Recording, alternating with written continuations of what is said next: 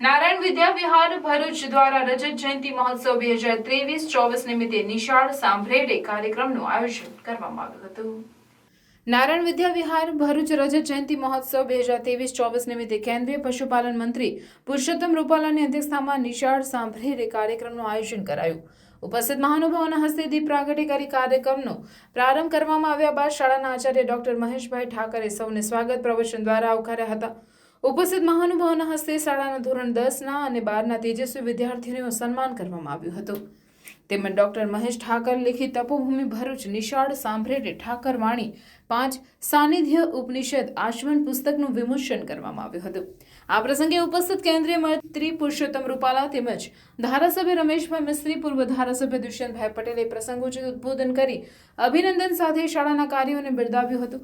આ ગૌરવવંત પ્રસંગે રજત જયંતિ પર્વ નિમિત્તે શાળાના ભૂતપૂર્વ વિદ્યાર્થી દ્વારા ટ્રસ્ટીઓનું સન્માન કરવામાં આવ્યું। કાર્યક્રમમાં શાળાના ટ્રસ્ટીઓ, શિક્ષકો અને વાલી મિત્રો તેમજ વિદ્યાર્થીઓ ઉપસ્થિત રહ્યા હતા।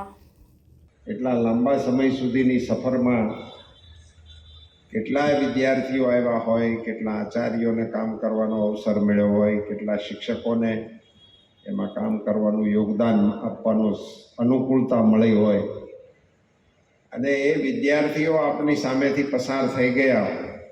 25 વર્ષ એટલે એક પેઢી ગણાય।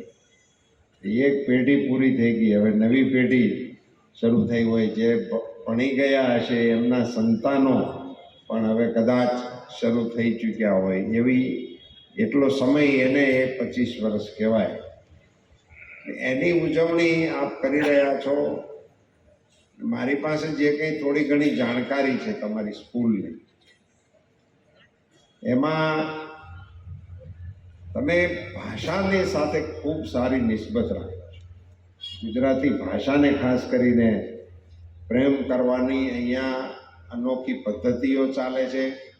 અહીંયા એક બહેનનું સન્માન થયું વાલી તરીકે, એમણે 19 પુસ્તકો વાંચ્યા છે આ વર્ષમાં। એવું રેકર્ડ રાખો છો।